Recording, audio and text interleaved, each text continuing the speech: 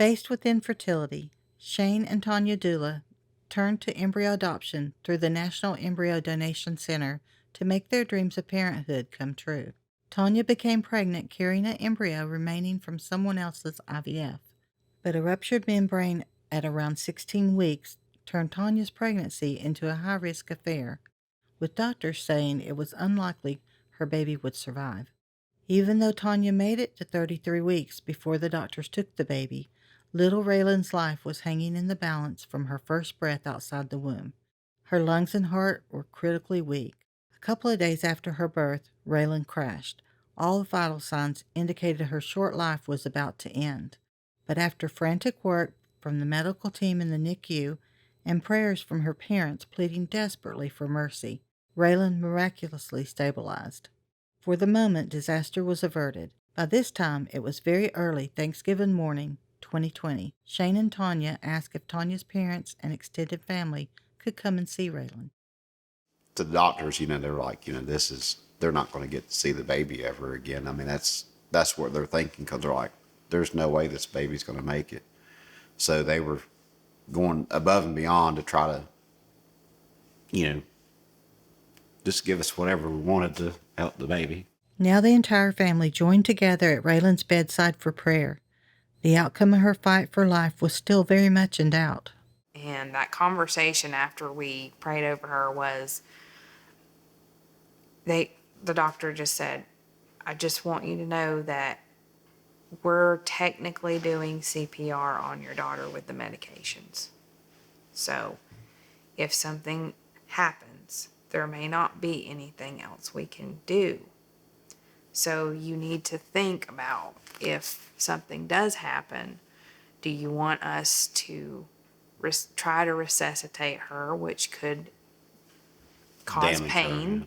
could cause her pain, or do you want to hold her while she passes? That's an impossible question. Adding to the heartbreak was the fact that Shane and Tanya couldn't even hold their little girl, who was literally holding on for dear life amid a furious storm of potentially fatal complications. They gave us a stuffed bunny, and you could put this heart in it that had a recording of her heartbeat. It kind of gives you something tangible to hold, even though you can't hold her. And so I had that bunny rabbit with me the whole time I was in the hospital. And there were just a lot of times I just wanted to hold her, and I couldn't, and that was the only thing that I could do was to hold that. And Her and the bunny rabbit was good friends. Yeah. They stayed together all the time. But when she was born, they did a blood test that determines how bad of heart failure someone's in. There's a measurable thing they're looking for there. Her normal range would have been 0 to 100. She was over 1,000 when she was born. Raylen just kept surviving and steadily improving. Jesus loves you, this I know, for the Bible tells me so. Within days, Shane got a phone call after one of Raylen's echocardiograms that wouldn't have seemed possible that harrowing Thanksgiving morning. The doctor on the other end of the line was in tears.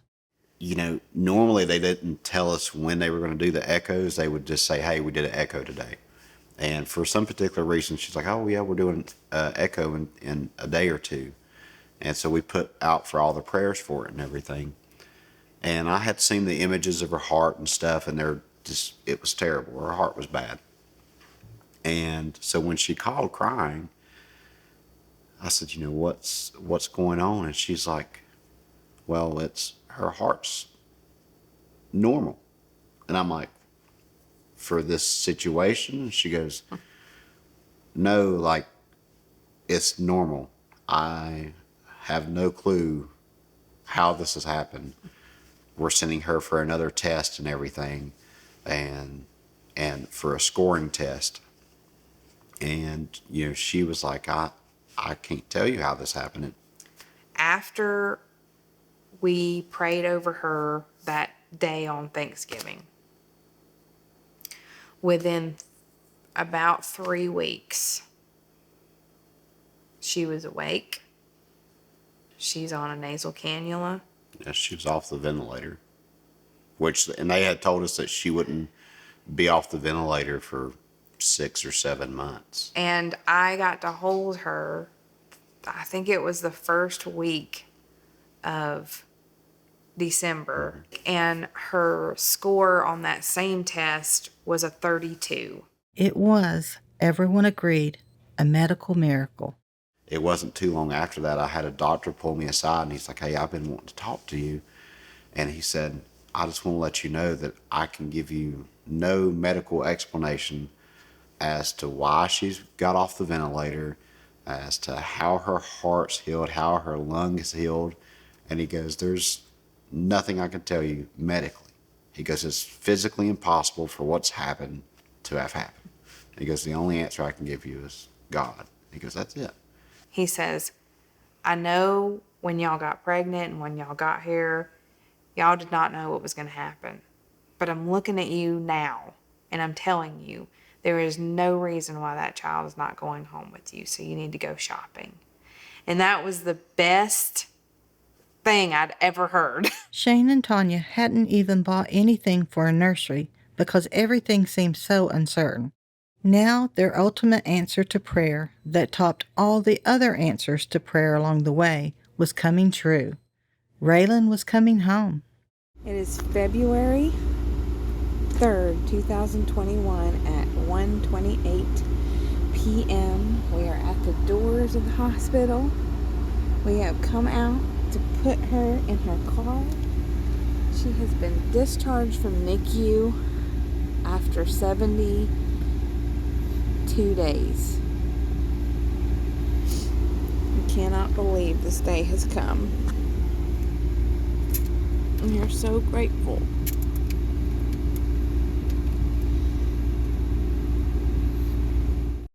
More than a year later now, she's still at home and progressing wonderfully well.